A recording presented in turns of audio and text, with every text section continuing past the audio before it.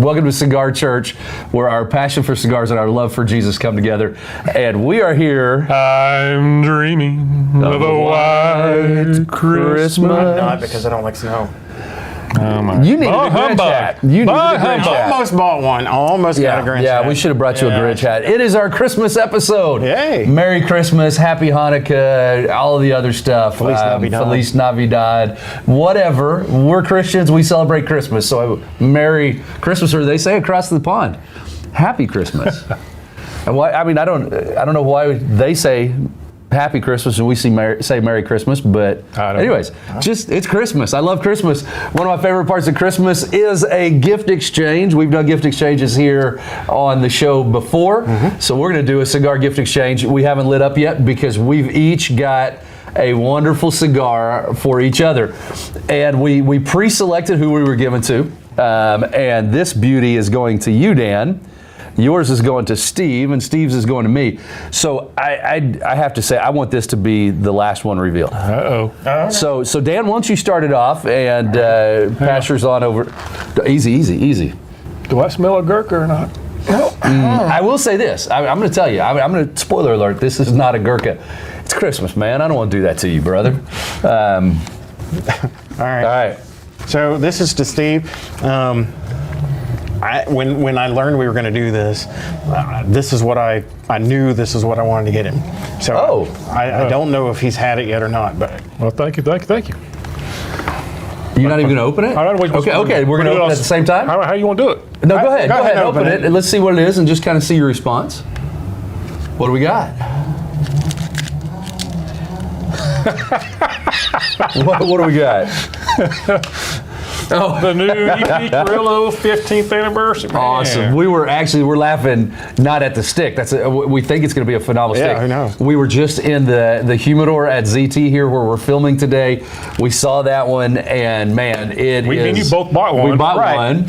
Did you buy that today, or did you already have it? I did buy that today because I didn't get up here. Okay. It's the only place I know to get it. But that, but it was in my mind that was what I was going to get. And you were sitting there picking one. I was like, well, he's going to have two now. So yeah, good. Nothing wrong with that. Excellent, man. I'm excited to see what we have to say there. So I could have went the obvious and got you a Don Carlos or any kind of Don Carlos. I'm sorry, that's a little expensive. I wouldn't expect that. But I know that you like this cigar. Okay. Plus, it has a nice, pretty wrapping, like a gift to me.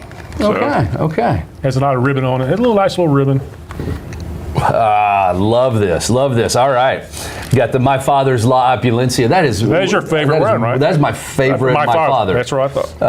And yeah, that's a phenomenal cigar. I would say it's in my top 5 of all time. And it's got a little green on it. Got a little Christmas green. Yeah. There you go. That's not bad. Talking about green. I'm just going to say, I told you this before we started filming. I would give you $1,000 and 1,000 guesses, and I guarantee you can't guess what's in this box. I guarantee you've never had it before, and I guarantee you're not even know what it is when you open it. Yeah, interesting. Okay, you want to take it just one guess to see? I was there when you just discovered this, and I already forgot what it is. I know, I kind of have an idea of what it was, but it is not a gurkha. I'm not going to do that to you. Yeah, it's well aged. It's at least 10 years old. See, that makes it even harder. Oh yeah, right at 10 years old. I'm thinking. Right. Yeah, right at 10 years old. It's got a little crack in the foot. I mean, it's going to start a little funny, but I think it's going to be good. But it's a well-aged cigar. I think you're going to enjoy this. It is Nicaraguan filler. I'll give you that. Okay. So I believe. Let me look it up. I was looking at 2 different cigars at the time. Yeah, it is Nicaraguan. That's why. The name might scare you. Okay, so I mean, if you don't want to guess, if you don't, just I have no clue. I have no. Here's your hint. I said thinking about green. Yeah, no, I thought that, but that didn't help much. Yeah, like I say, you could guess 1,000 times, and I guarantee you're not. Not a cucumber. Open it up, brother. Open it up. Not a cucumber. Well, it's a cigar. It is a cigar. It's a pickle juice. All right, so explain to me. It is the Moya Ruiz pickle juice. that was released for St. Patty's Day quite a long time ago. It comes in a pickle jar. Wow. And it is a Nicaraguan. It comes from the La Zona factory, cigar factory, where a lot of Espinosa and all that comes from. I know you're an Espinosa fan, and so am I. And so I honestly think you're going to love that stick. Okay. Yes, it's a little cheesy, pickle juice. It doesn't taste like pickles, just so you know. I mean, yeah, but I was going for it. But. it was gifted to me. We were talking about this with a couple of the guys at the lounge over at Omerta, and I wanted to give you something that just, wasn't run of the mill. I wanted to surprise you because we did you dirty with the Gurkha and wanted to take care of you. I think you're going to really enjoy that stick. So let's light them up. And whoa. We light up. This is Cigarchurch, right? Is this Cigarchurch? We took care of the cigar part of this. Hang on, man. Hang on. Going off camera here a little bit. Going off script. Something, yeah. Going off script. What do we got? We got. Oh, look what he did. Daggone it. I bet this was Tracy. He's showing this this is all you. me. This is you. I didn't wrap it, but You got to get on screen here, brother. He's. Oh, you even bought yourself one. oh, heck yeah. I ain't missing out. Dang, that's heavy, brother. It is. I did see them when they first come in, and I put them up till then. I didn't. Okay. Is this an all-together thing? Sure. Well, I think they're the same thing, Yeah, right? they Are look gonna like be it. the There's same? a little bit different, subtle differences. Subtle differences. Ooh. Subtle difference. Hang on, I won't get ready. We'll just throw that back there. Oh, here we go, brother. Let the roadies handle that. The roadies. Hang on before you move that. Hang on. I'll get ready. All right. Okay, so Okay. I did it backward here. Let's do it this way. Okay. So that I can kind of show what we got. We've got Sola, a little magazine in there. Okay. Oh my gosh, bro. Look at this. It is a leather bound, That beautifully leather bound with the amazing. Cigar Church logo I don't know if you're going to be able to see on the front I'll of take a that. picture and put Oh it on my the- gosh. Now look on the side. Oh, the beard, the pastor. Nikki D. And Nikki D. Look at that. Oh my gosh. I have a new favorite Bible. We're going to take It's pictures full of grain that. leather, so it's Dude. That is it'll amazing, soften dude. up on you when you. Bro. Get in there, man. Thank you. Awesome. Thank you. It's awesome. Dude, that smells so good too. It does. I love the smell of a new Bible. If you've never, and maybe that's just me nerding out. Yeah. I love the smell It's of a new Bible. amazing. And that is beautiful, man. That's real legit Dude, leather. that Oh yeah, is- it's full grain leather. Oh my gosh. Got the characteristics of whatever. Wow, that is Dude. awesome, man. Got the logo It is ESV. burned into it. It's ESV. So our KJV only friends, sorry. I'm well. sure if you want to find one in KJV, you can, but you ain't getting a Cigar Church I Bible. figure we're doing the cigar thing. We gotta add some church to it too. Cigar We church. do. Dude, bro, that is the coolest thing ever, man. Merry Christmas. Thank you, Merry man. That is amazing. Golly.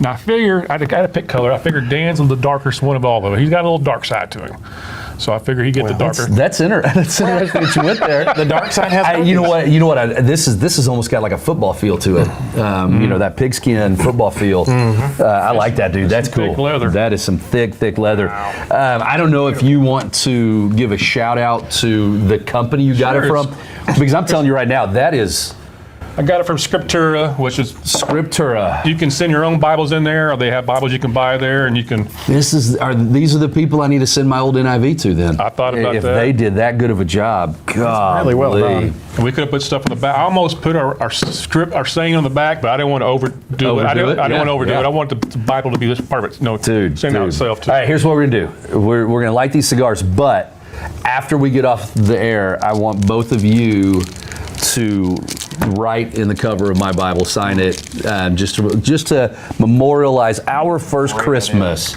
as Cigar Church, and just have this moment that we can look back on 10 years from now when we got 1 million subscribers.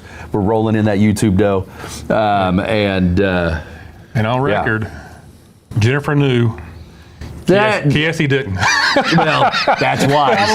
That's wise, because I guarantee you, Cassie would spill the beans. My wife is a wonderful person, but she does have a hard time with it. And Jennifer's really good, my wife, about secrets, but she knows that if I get any wind of a secret. I'm gonna get it out of him. I'm the guy that I'll snoop around. When I was a kid, I used to cut the ends of my Christmas presents open and peek at the side of the box, and then cut a piece of tape the exact size and rewrap it, whatever I had to do. Yeah, and my parents didn't know for years, and then when they found out, they started boxing in different things. But at one point, when I was really young, I would get the tape measure out, and I would measure the boxes, and then I'd go weigh the box on the scale, and then look in the Sears catalog. Because in the Sears catalog, because of the shipping costs, they had the dimensions and the weight, and I would compare to the stuff that I had asked them for, and I'd be like, oh, okay, I got the G.I. Joe tank, or I got, Star Wars this, or whatever. That's one of my favorite Christmas things back then. It was looking at those catalogs. Oh, I know. The wish book. Yeah. The wish book. Yeah. Over and over. Oh. Yeah. Yeah. So, all right, we're talking about Christmas. We've done a great gift exchange. Thank you, Steve, for the beautiful Bibles. What are some of you guys' it sounds like we all three had a tradition of looking at the Sears catalog. Oh, yeah. But what else were some of your family traditions as Christmas, for Christmas? So, I know for our Christmas, we lived right next to my grandparents. Cigar. We lived right next to my grandparents growing up. And so we would go to their house usually on Christmas Eve night, and my grandmother would make fried deer steak. Oh, venison steaks. And we're talking, she would put up such a platter because my brother and I would literally get to the point of where we were almost sick. We would eat so much of this deer steak. Oh my gosh. And it was the highlight of my Christmas season. Was when I got to eat deer steak at Grandma's. So that was probably my most memorable. So when you say fried deer steak, you talking about like deep fried, like chicken fried steak, but deer? It was similar to chicken fried, but it wasn't in a fryer. She would fry it in a skillet, in an iron skillet. Ooh. She would bread it. She would tenderize it. Yep. With a hammer, get it real nice and thin. Then she would bread it and then fry it in an iron skillet. Okay. And it would come out just crispy, and it had the caramelized edges. That sounds amazing. Man. That sounds amazing. What are some of your traditions? Well, I was really younger. We always go to my grandparents at their farm and everything. Then got a little older. Everything was done at my house, my mom's. What I miss is the home cooking. My mom's cooking. Oh yeah. Ever since she passed away, nobody else has been able to do it. No. I mean that's. I've not had good dressing. We call it dressing. We call it dressing, not stuffing. We did too. Dressing. I've not had good dressing since she's passed away. Oh man. Everything has the stovetop stuff to it. Yeah. It's different. We at Jennifer's family at Thanksgiving, one of my nieces is getting really passionate about cooking and cooking, traditional things, but also things with a flair, and she does stuffing balls is what she calls them, and none of it's store bought. It's all just the ingredients are store bought obviously, but dude, I'm not into stuffing or dressing, but those were amazing. I love. And it's when you get that dressing. one taste that you're just like, oh my gosh, that one thing. And that next day, warm it up. Oh yeah. It was funny. Yeah. I don't know. Like stovetop, it comes out like cereal. Like fluff. But the way my mom would make dressing was she would do it in a casserole dish and would cut it, and it would come out in like bars. Yeah. And I just loved that. And it was funny because my daughter this year, she's a big cook, and she decided she wanted to make stuffing. She's a celiac, so she has to have everything gluten-free, so she has to make her own stuff.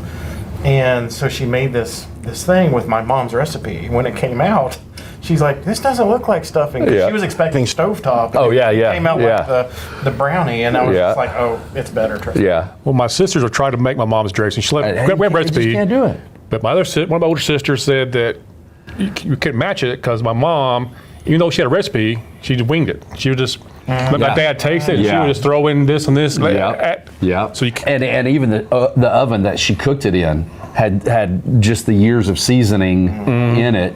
That even though it's cleaned and all that, there's something about it. It's when you go to a good burger joint. And the burgers on that grill taste so much better because of the millions of burgers, So, yeah, that's cool. That's good. And now, tradition we started doing, Tracy started it, we take Sophia. We started with our other kids too. Every year you go get a Christmas ornament. Every year. Something different. Yeah. We had a family friend that owned a Hallmark store in Indiana, and he would send me and my brother Christmas ornaments every year, and I've got my earliest one's in 1976, and it says it on it, and we still hang that up every year on the Christmas tree. So so on our Christmas tree is full of ornaments of places we go. So every time we go on a trip, oh yeah, we pick up an ornament there. And what's cool about that is when we're decorating the tree, you're remembering. Oh, do you remember when we went? And you start stories, and I love that, man. That's a legacy. That carries on. And even after you guys are gone, 50, 60 years from now, your kids will be pulling those out and going, "Oh, I remember that time Mom and Dad took us," and that's cool, man. I dig that. And that's, we've Christmas trees and ornaments are huge in our family, and my mom is just huge about that. She has so many Christmas ornaments, and she's going to kill me if she sees this episode. She has so many Christmas ornaments. They had to buy a new tree that was bigger and fluffier and taller and all this. And my dad gets this idea and buys a rotating base for the tree, but they have to be extremely meticulous as to where all the ornaments go, because as it's rotating, if it's weighted too much to one side, the tree will start to lean and flop around. It is the funniest thing to watch them, fight with that, and they start off extremely excited about it, then they get so mad at the stupid tree. It's hilarious. But yeah, Christmas is one of my favorites. I love the music. I love, but my favorite tradition is a Christmas Eve service. Or a Christmas Eve services, which is what we've started doing, so that we don't take away from family time. But yeah, I love just the getting together with your church family, singing, Christmas carols, hearing the story of Jesus, lighting candles, doing communion. That to me is just one of the most beautiful moments in the Christmas season. When we were in Houston, and I can't remember what year it was, we were down in Houston between 02 and 08. It was late in that time, so it might have been 06. We went in, and this is South Houston. We were in Galveston County, Texas, exit 20 down into Santa Fe. So deep South Texas. We go into the Christmas service. Everybody's in shorts and t-shirts and stuff because it's South Texas, right? Hour and a half Christmas Eve service, and we come out, and the most amazing snowfall was coming down in Galveston County, Texas, and even on Galveston Island it snowed. So there's all the kids in this church had never seen snow. I mean, if they had, it was in Colorado or something on family vacation, but had never seen snow, and so they're coming out and they're like, what is, and they're just going crazy. And the coolest part about it, it kept coming down and kept coming down, and it came down until the next morning. Wow. And all night long in this little redneck town in Texas, all you could hear is four-wheelers. All these redneck kids, I loved it. They're out on their four-wheelers peeling around, and the next day, you won't believe that Christmas Day, I'm getting calls from kids. Hey, how do I make a snowman? How do I do snowballs? Like, I'm having to teach these kids how to do all these normal Christmas behaviors or snow time behavior. It was the coolest Christmas, and we had a blast. My mom and dad were down there. My kids, that had been raised down there, hadn't seen snow, and we just had the most amazing Christmas. And that white Christmas, man, you'll never be able to beat that one for me. So, Christmas movies? You guys like Christmas movies? Oh, yeah. I have a rule. I'll shoot your eye out. I can watch Christmas movies from Black Friday to the end of the year. That's the only time of the year I will watch Christmas movies. And so I marathon Christmas movies during the month of December. Yeah, I'm the same way with movies and music. You can't start listening to Christmas music till after your Thanksgiving meal. With the exception of Mariah Carey, I don't listen to that at all. Oh, I thought you were going to go the other way with that. It's like, where's this going? It's like, except for Mariah Carey. I'm calling her out. I don't listen to that. I listen to Mariah Carey Christmas year round. That's what I thought he was going to say. I don't got anything against Mariah. Mariah, she's on fire. I'm not saying Mariah herself. I'm just saying you are. One particular song. Hashtag Mariah. What's your favorite Christmas song or Christmas movie? So my favorite is kind of broken up because I love the Christmas Carol story. I love the redemption story arc with Ebenezer Scrooge and that whole idea. And I start on, and it was fun. It's funny. My first Christmas movie is the Disney's version of A Christmas Carol with Jim Carrey, and the reason why is because I like the festivity of the music at the very beginning of the movie. I feel That's like the only reason why. Well, I mean, Or the main reason? I like the movie, but that movie, I feel like it heralds in the season for me. You know, this music, and it's just like, okay, it kicks it off. So you watch that first thing Friday morning after Thanksgiving? Yeah. Yeah, wake up to it as soon as There I you go. can. Yeah. Cool. What about you? Growing up, it's Christmas Story, of course. Yeah. When I was younger. Now it's hard to beat Christmas Vacation. Yeah. It's just hard to beat it. I'm with you, man. Christmas Vacation is my first go-to. Generally, usually Thanksgiving night or Friday, I'll watch Christmas Vacation. And don't get onto us. We know it's not the most moral movie out, but what I love about the movie is the chaos. And the family coming together in the midst of chaos, and just this hope that, I mean, because a lot of us have chaotic Christmases, you know what I mean? And so yeah, I love that. That's my go-to to start the Christmas movie season. My movie that I watch at the very end of the Christmas season, and then I do not watch movies after. And we can debate this. It is a Christmas movie, Die Hard. He's got. I know Die you're Hard. going. Until Hans Gruber falls off of the Nakatomi Plaza building. I mean, Christmas goes, and then when he falls, Christmas is over. That's like signaling Christmas is done for me. And yeah, I absolutely love it. I've got one of the grunt style shirts that say Yippee Ki-Yay on the front and has the pistol taped to the back of the shirt. You know, that I love it. I mean, that's my bookends of Christmas movies. There you go. Yeah. So let us know in YouTube world, what is your favorite Christmas movie? What are some of the traditions that you have as a family? Maybe you've got something unique that you do. This year, our traditions are going to be so different at our house because both my boys' girlfriends are going to be there, and the different backgrounds that they have from their families. It's going to be different for us, and so we're excited about that. What are some of your traditions? Put those in the comments below. Would love to hear from you on that. One thing we want to address, though, is we recognize that during the Christmas season, it is one of the toughest times of the year for a lot of people. We recognize that there's a seasonal depression that comes on a little bit before Thanksgiving and pretty much goes through the end of the year. And it's a tough time. I know just through counseling people in the church that seasonal depression comes on generally because of the loss of loved ones that aren't there to celebrate Christmas with you.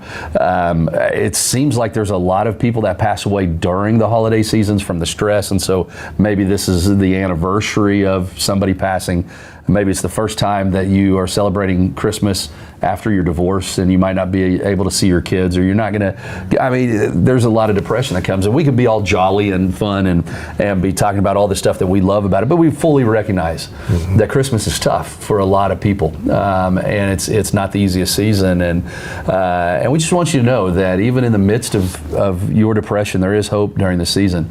The point of Christmas, as much as we have fun with the movies and the music and the traditions and the presents and all those types of things, the point of Christmas is that Jesus coming into the world is God giving us hope in the midst of all of our problems, in the midst of our sin, in the midst of our depression, in the midst of our anxieties, that peace has come into the world. And here in a minute, we're going to read the story in Luke 2 of Jesus coming into the world. But we just want you to know, and I want to open it up to you guys if you want to talk a little bit about that, that if you are struggling through this Christmas season, you're not alone. We care. The three of us care and would love to pray with you. We would love to connect with you. We'd love to talk with you. If there's anything that you want to address, you can email us. We'll give you our email address at the end of the episode, and we want to help you get through it. We also want you to be connected with a body of believers wherever you are. Go celebrate Christmas at a church. I know it may not be the easiest thing to do, but that'll be a good step in being a part of a community. Go to a Christmas Eve service, go to a Sunday service, and get to know people that can carry your burden with you. What are you guys' thought on that? Well, I agree. My wife struggles pretty much every holiday, Christmas, and like you said, after Thanksgiving to Christmas, she struggles because it reminds her of her grandpa that passed away that she was really close with, and but she's been doing really, really good this year, and I think. I remember which sermon you had, but one of your sermons helped her. Good. She commented on that, so Good. She's been doing good this year. But that's something I come to expect, and just kind of just love her through it.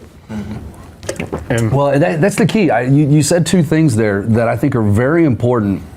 If you're around people that have seasonal depression, listen to them, be present with them, but be patient with them. Yeah.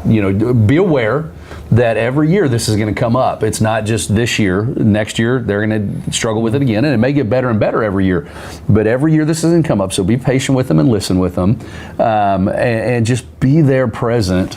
And don't get bent out of shape when things don't go your way because they're struggling. Don't try and fix it. I mean, you're not going to fix it. So just be encouraging and patient with them. That's a big deal. We've got a lot of family turmoil around Christmas just because of lost loved ones. And you mentioned it earlier.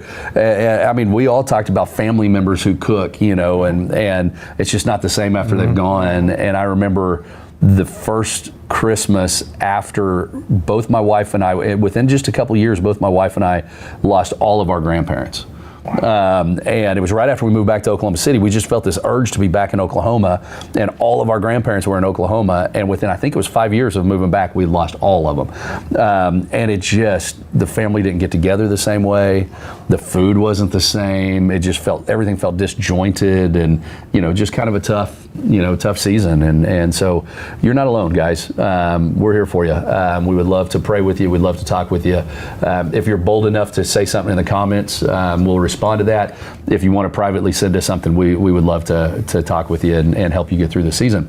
But even more than that, we want to connect you with the Creator that can help you be healed through all of that. So. Yeah, okay. Let's look at Scripture, guys. You know what I'm going to do? I marked it in my other Bible, but I'm going to switch. I'm going to get my Cigar Church Bible out, and it's an easy one to find, so I'm not too worried about it. But we are going to read the majority of Luke chapter 2, because it's one of the best narrations of the story of Jesus' birth. And so we're going to start in verse 1. God, this Bible smells so good.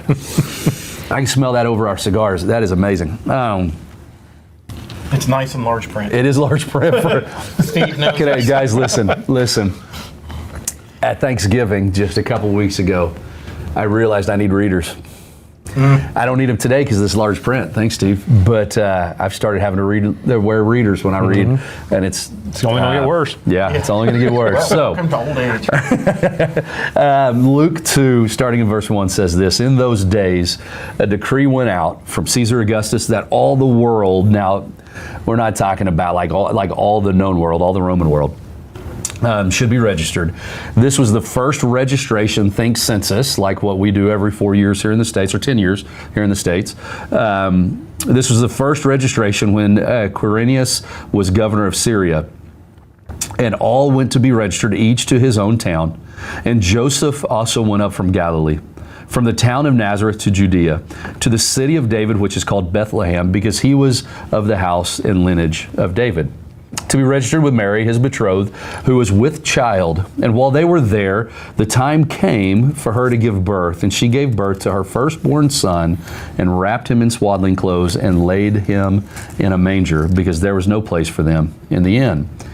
And in the same region there were shepherds out in the field, keeping watch over their flocks by night. And an angel of the Lord appeared to them, and the glory of the Lord shone around them, and they were filled with great fear. And the angel said to them, Fear not, for behold, I bring you good news of great joy that will be for all the people. For unto you is born this day in the city of David a Savior, who is Christ the Lord. And this will be a sign for you. You will find a baby wrapped in swaddling clothes and lying in a manger. And suddenly, this is so beautiful, and suddenly there was with the angel a multitude of heavenly hosts praising God and saying, Glory to God in the highest, and on earth peace among those with whom he is pleased. When the angel went away from them into heaven, the shepherds said to one another, Let us go over to Bethlehem and see this thing that has happened, which the Lord has made known to us. And they went with haste and found Mary and Joseph and the baby lying in a manger. And when they saw it, They made known the saying that had been told to them concerning this child, and all who heard it wondered at the shepherds, what the shepherds told them. But Mary treasured up all of these things, pondering them in her heart, and the shepherds returned, glorifying and praising God for all they had heard and seen, as it had been told to them. And at the end of the 8 days, when he was circumcised, he was called Jesus, the name given by the angel before he was conceived in the womb. What a beautiful story. I mean, here's what I love about this. When you talk about the birth of a king, we're not talking about a big palace. We're not talking about all this fanfare. We're not talking about, the newspapers and the news stations all coming out and interviewing Mary and Joseph and, talking to the doctor and all this type of stuff. No, it's just a couple, young couple in a manger, or in a stable with a manger, where they weren't even allowed in an inn because there was too many people, going to this town for the census, going to Bethlehem, and here you have the declaration of a king being told by an angelic host to shepherds, the lowest of the low. I mean, it's not, you can't get much lower than shepherds in their culture. I mean, they're stinky, uneducated, they're just, and here God declares, my son who is bringing peace on those who he is pleased with. I mean, I just can't think of a better story. I mean, there's such a beautiful story. And I think most scholars would agree, this story, other than the creation of the world, is the most important happening in all of humanity. I mean, without the birth, you don't have the crucifixion, which is the most life-changing event in all of humanity. But the birth of Jesus has to happen first, right? And as we understand as followers of his, Jesus came to bring into this world the way in which all can be saved, all who call upon his name and repent. And this is just such a beautiful thing. And every year I hear it on the radio, I hear it in church, the song, Mary, Did You Know? Beautiful song, but I'm going to pick on it a little bit. Okay. I think she knew. When the angel came to her in Luke chapter 1 and said, you're going to give birth to the Messiah, I think she knew. What are your thoughts? I mean, this is such a beautiful text. I think, what you're saying about this was an awaited event by the Israelites. They for thousands of years. Yeah, I mean, because it had been prophesied for a very long time. And so it was a momentous occasion. Yeah. And to most of the Israelites, if you read the story all the way through, Jesus' story all the way through, what you learn is the Israelites thought it was going to be completely different. Yeah. They thought he was going to bring, the Israel that David, had because, at this point they're under Roman rule. They're being oppressed again. Yeah. And so they thought that there was going to be a salvation of, an earthly salvation. And God had bigger plans. And I think that's why the story is so monumental. I love that you say that God had bigger plans, because it's on the surface, it almost seems like God had smaller plans. A stable, a manger, that's about as humble as you can be, right? But because of that, just these bigger plans. One of my favorite lines in the whole thing is in verse 19. But Mary treasured up all these things and pondered them in her heart. I love that statement. We're men, we're not moms, but we all have kids, and I love watching the interaction of my wife with our children. They're not kids anymore, they're grown men, young men. But I remember when they were little, and just how she would just absorb the stuff they would do and what people would say. When Max, our oldest, was like 4 years old, he got on stage and sang at church, and just the accolades. He was a fine singer. It wasn't, but he's a 4-year-old kid. And just the way that people talked about him to Jennifer, I could just see it in my wife's face. How I can't imagine just Mary sitting there after all of the uncertainty of this pregnancy, after the uncertainty of if Joseph was going to leave her and all this, and here this baby's born, and these shepherds come out of nowhere and say, hey, these angels, they sang to us and told us to come find you here, and just all this reassurance that God gave Mary through these signs. I mean, she pondered those and took them to heart. Forest Hill Christian Church. We used to do the Journey to Bethlehem alive. have a walk-through scene. Yeah. And me and Tracy were Mary and Joseph, and we had a real live baby. But people walk through and just how they acted, like then it was a scripted, it's a scene, but Yes. the way they acted, I could imagine it was the real thing. Yeah, and the church he was at that he's talking about, Forest Hill Christian Church here in Oklahoma City. If you're from Oklahoma City, you know exactly what he's talking about because it was a big deal. Yeah. And it's been years. Your beard was probably less gray back then. It was more goatee-ish. Yeah, more goatee-ish. And I've been through that a few times before we knew each other, so I probably saw you doing that. But that is powerful when you get that vision. So, if you're in your hometown and you've got a live nativity somewhere, go to it. Go see that. It'll open up stories like this in Scripture. That's a great point. A great point, Steve. Our goal with today's episode is kind of twofold. Number one is to just celebrate, to engage in some things that you're going to see every year from us. We're going to do gift exchanges every year. We're going to dress festive, and it may get even crazier over the next few years. If you know us, it will get crazier. It's going to be a little bit wild, but we want to put out there in on the interwebs, in YouTube world, in our social media, the story of the birth of Christ, because this is where hope begins for us. Is this moment that Jesus became flesh and made his dwelling among us, as John says in his account of it, that God himself humbled himself and became like us, became man in the form of Jesus, so that we could be reconciled to him. And that's the goal of why we do Cigar Church, but that's the goal of today's episode. And so as we finish these wonderful cigars, as we contemplate the holiday season coming up, we hope that you have a festive season. We hope that you get to smoke some fine cigars during the season.